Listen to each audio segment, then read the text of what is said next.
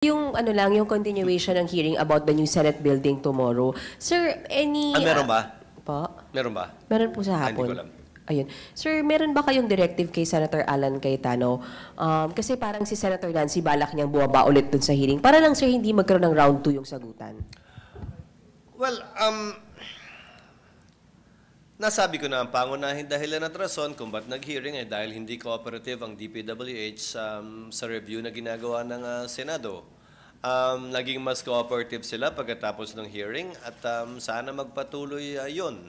Yun nangyari nung nagdaang hearing. Sana hindi na mangyari muli. Sana manaig ang pagiging kalma sa panig at parte ng dalawa naming kasamahan dito sa Senado. Dahil ulitin ko, ang pakay at layunin nito ay simple lamang naman. Alamin at tiyakin na yung gastusin ay maayos, tama at maghanap ng paraan kung paano ito mapababa. SP, do you see the need na kausapin po si Senator Alan and si Senator Nancy para hindi sila sa hearing nag-aaway? Hindi na marahil siguro. Maglalabing-2 taon na si Senator Nancy dito sa Senado. Maglalabing-5 taon na si Senator Alan dito sa Senado. Mga veterano ng maituturing ang dalawang senador. At alam at nalalaman na nila kung anong dapat, nararapat, at sana, kung hanggang kaya, yung kayang iwasan. Sana lang on my part, sir, yung sa ethics complaint lang ni Senator Nancy, can you walk us through, sir, lang yung process? Paano po ba yun? Tulad ng ibang ethics complaint sa Senado, may proseso at procedure naman sa Committee on Ethics. Hindi pangalan nag-organize ang Committee on Ethics. Pero sa pagkakaalala ko, ang chairman yata ng Committee on Ethics ay si Senator Tolentino. So nasa sa kanya kung kailan i-organize yung komite at i-schedule kung ano mga pagdinig. Pero syempre, magiging pangunahing layunin niya muna bago magkaroon ng pagdinig dyan ay subukin na mapagkasundo, maayos ito, nang hindi na kailangan dumaan pa sa pagdinig o desisyon o pagpapasya ng Committee on Ethics. Hindi public hearing yung ethics. Desisyon ng chairman yon. May mga Committee on Ethics hearings noon sa aking karanasan na isinapubliko, may mga Committee on Ethics hearing noon na nag-executive session sila. So depende sa chairman yon. Sir, tatanong lang po kay Mayor Alice Guo. Sir, sabi po ng camp niya parang 50-50 daw yung possibility na umattend si Mayor Alice. May we know lang, sir, kung dededmahin niya, sir, yung subpoena na inisyo ni Senator Risa. Ano pa mangyari? Kapag ka nag-issue ng subpoena, yan ay under compulsion of law na tinatawag. Ibig sabihin, wala sa kapasahan niya kung siya'y mag-a-attend o hindi. Kapag ka nag-issue ng subpoena, ang husgado man, ang Senado o ang Kongreso, obligado ang testigo na sundin at sundan ito. So, hindi ako kumakatig sa kanyang sagot o sagot ng abogado niyang desisyon nila yan at call nila yan. Hindi nila call at desisyon yan kung nag-issue na ng subpoena ang komite. At kung hindi sila dadalo, nasa kamay ni Senator Risa kung siya ay magre-request na mag-issue ng warrant of arrest para sila'y pwersahang padaluhin sa pagdinig ng Senado. At pipirmahan ko ang warrant of arrest na yun pag ni-request ni Senator Risa.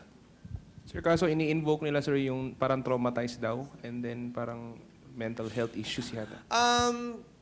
Katulad ng ibang dahilan o rason na may kinalaman sa kalusugan, kailangan magpresenta nila ng medical certificate na magbibigay ng sapat na dahilan para hindi dumalo sa pagdinig. Tinatanggap naman yan ng Senado kung ito'y may basehan. And sir, kung wala daw po silang makuha na private doctor?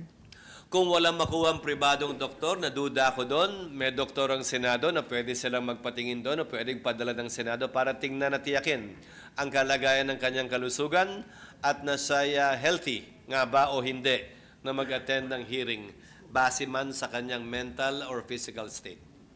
Sir, yung pong arrest order, it's not necessarily that she will be detained here or does it follow po? Just to compel the attendance in the hearing. So, ang mangyayari niyan, as soon as ma-arresto siya, parang ito yung kay Pastor Kibuloy. As soon as ma-arresto, magsischedule agad ng hearing. Pero hindi naman agad-agad, baka ilang araw bago ma-schedule ang hearing. So, habang ini-schedule yung hearing, siya ay magiging under detention muna. Ano? SP, magfa-file na raw yung camp niya ng petition for certiorari para masettle yung propriety ng pag-attend sa hearing. Hindi raw kasi pwedeng pilitin padaluhin si Alice Go if that would only mean testifying against herself. Self-incriminatory, sir. Karapatan nila mag-file ng petition for certiorari pero sa mga naunang desisyon na ng Korte Suprema kaugnay sa mga bagay tulad nito, ang sabi ng Korte Suprema ay ito. Totoo nga na may right against self-incrimination ang sino mang testigo na mag-a-appear sa Senado man o sa Kongreso, pero yung karapatang yan ay dapat i-invoke kapag may tinatanong na maaaring makapagpa-incriminate sa kanya at hindi pwedeng gamiting dahilan para hindi mag-attend ng hearing. Yan ang naging basihan at sinabi ng Korte Suprema sa mahaba at maraming desisyon sa nagdaan. Kung gagamitin niya yung yun nga, mental health, traumatized siya, i-require ba ng Senate na magbigay siya ng medical certificate po?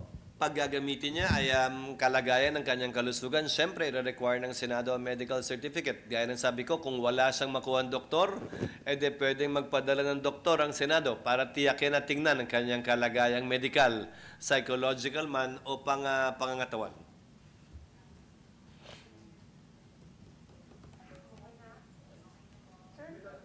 Sir, doon lang sa RAA, yung pinasok ng Malacanang at ng Japan, magiging priority ba yun ng Senate?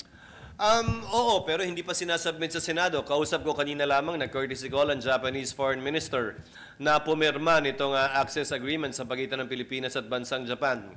Personally, wini-welcome ko ang kasunduang ito dahil isa ito sa mga kasunduan na magpapalakas sa ating bansa, magpapatatag sa ating posisyon sa rehiyon, kaugnay ng issue na kinakaharap natin ngayon sa bansang China, sa West Philippine Sea.